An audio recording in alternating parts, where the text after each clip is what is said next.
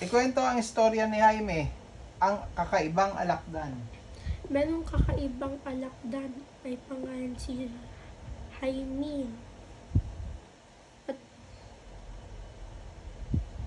At bata pa lang siya, tuturuan na silang paanong lumaban.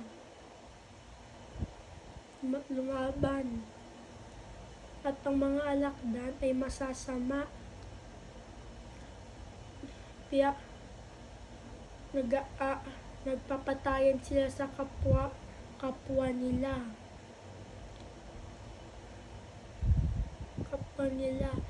At kahit mag-asawa,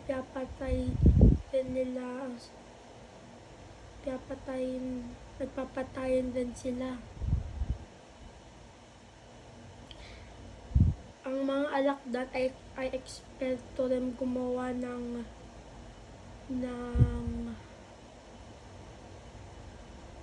lason.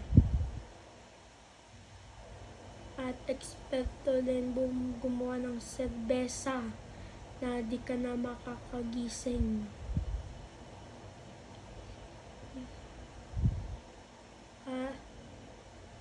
At ang pinuno nila ay pangalan si Brutus. Siya ay traidor.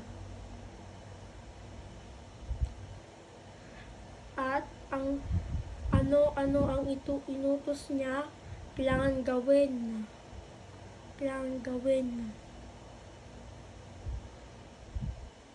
At sabi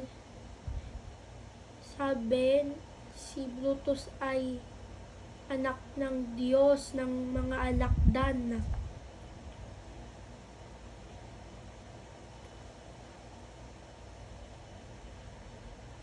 At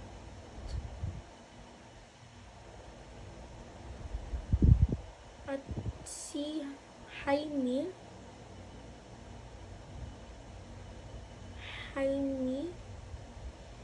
di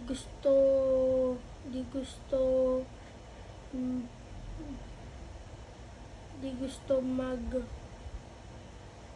mag-away at pagtawanan siya kung tiyatanong siya anong halaga ng pag-away at parang mukha siyang nasusuka.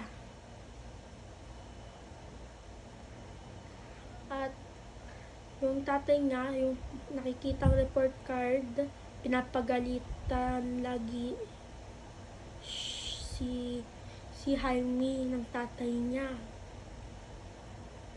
Kasi ang laging mataas na grade ay musika. At minsan pupunta siya sa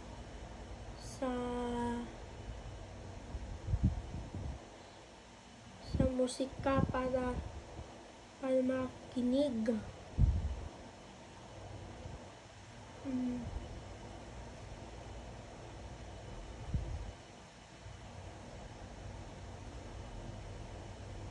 At yun lang.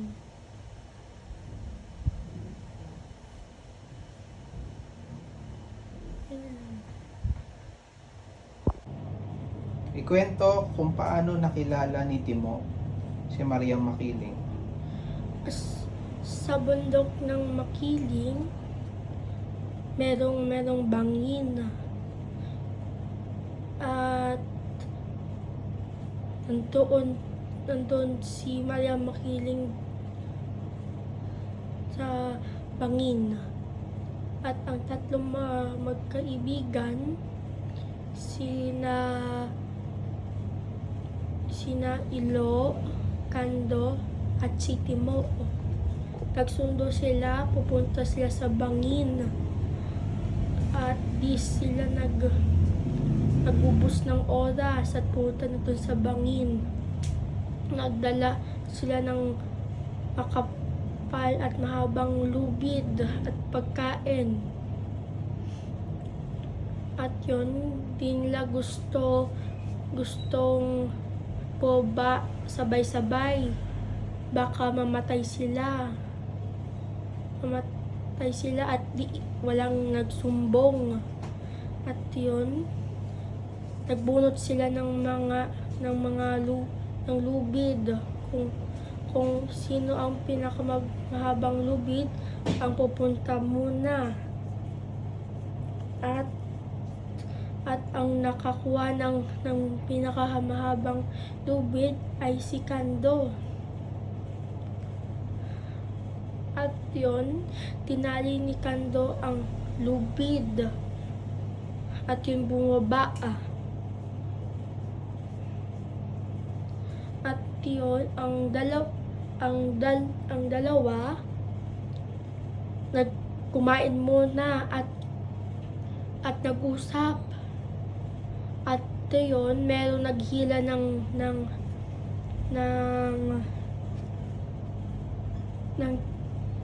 lubid. At yun, hinila nila ang lubid. At yun, pagtas ni Kando, nakita ng dalawa, namuti si Kando at at sabi ni Kando, nakakita ko ng demonyo. At kaso ang dalawa tumawa.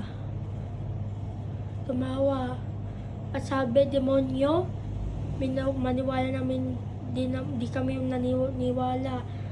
At yun, si Ilo naman, boba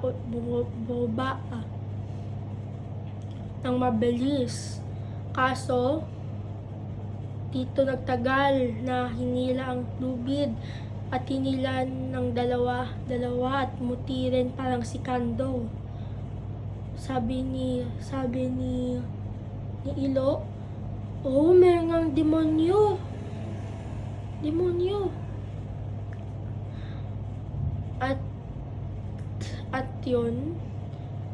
At yun si Timo buba ng sobrang bilis hanggang maubos na ang lubid. Sabi ng dalawa, matapang talaga to. Iwanan na lang natin.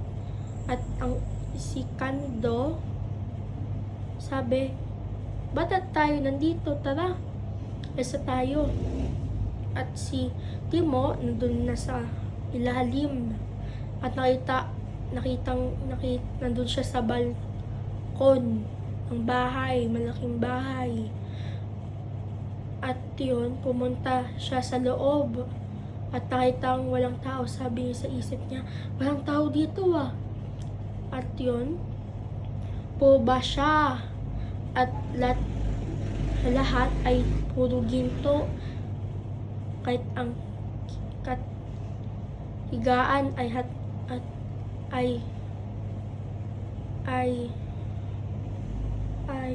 ginto. At yung meron siyang nakitang at aklat. At yung kinuha niya. Kaso meron siyang narinig na ingay dun sa ingay na papasok. At yun, nagpunta siya sa taas at sinilip lang kung sino yun. At yun, nakita niya merong pitong magagandang na babae. At yun, narinig niya ang anim ay sinasabi Maria Makiling ang isa. At yun, nalaman niya ang pito na yon, nandun si Maria Makiling. At yun, nakita siya ni Maria Makiling at sabi, sino ka? At sabi ni Timo, ako si Timo, sino ka? At sabi ni Maria Makiling, ako si Maria Makiling. At yun, sabi ni Maria Makiling, binata ka na?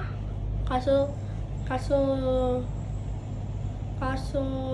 sabi ni Timo, binata At sabi ni ni Maria Makiling, tingnan mo ako sa mata.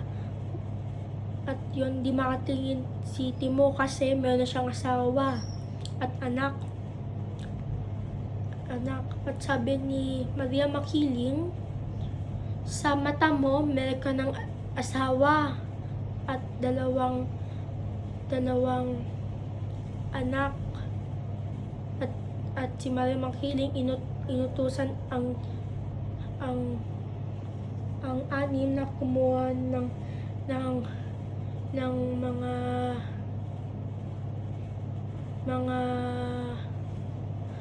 mga prutas na bungang kahoy. At yon, kumuha sila at binigay kay Timo. At kumain si Timo.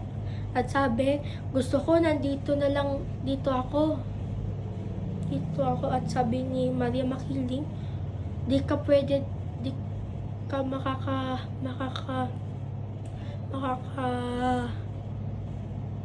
tagal dito. Paano ang pamilya mo?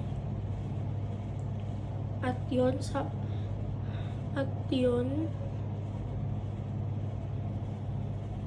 sabi ni Timo, anong oras na dito? Kaso sabi ni Maria Makiling, wala kaming dito oras.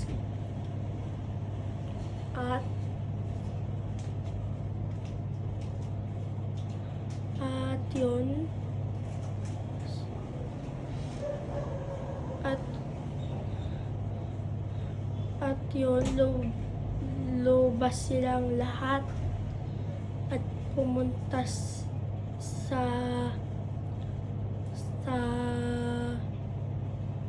dagat. At sabi ni Timo, nakakapatayan ang initnan. Kaso tumawa si Maria Makiling at sabi, ba't makakamatay ang dagat? Nakakabuhay yan. Ano, langoy tayo? At yun, lumangoy silang lahat. At yun, sabi ni Timo, dito na lang ako. At yun, tumawa si Maria Makiling. At sabi, di kita malilimutan, Timo. Kaso merong kidlat. At yun, nabulag si Timo. At sabi ni Timo, di ako makakita, nabulag ako ng kidlat. At yun, sabi ni Maria Makiling,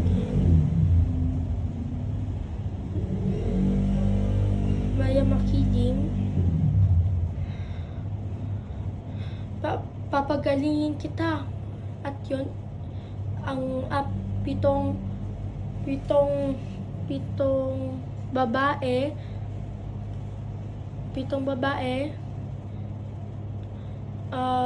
binuhat si Timo at pumunta sa bahay ng Rina at hiniga si Timo sa kama. At yun, si Timo na minasahe ni Maria Makiling. At sabi ni Timo, pinapatulog mo ko. At sabi ni Maria Makiling, pinapatulog kita para pagkagising mo, okay ka na. At yun, nakatulog si Timo. Kaso narinig niya ang ingay at nagising si Timo. Nasa bahay na siya. At yun, sumisigaw ang asawa niya, patay na si Timo. At yun, punta siya sa asawa niya, sabi, di ba ako patay? Bakit? Sabi ng asawa niya, bilang asawa niya, iniwan mo kami mo kami. At yun lang.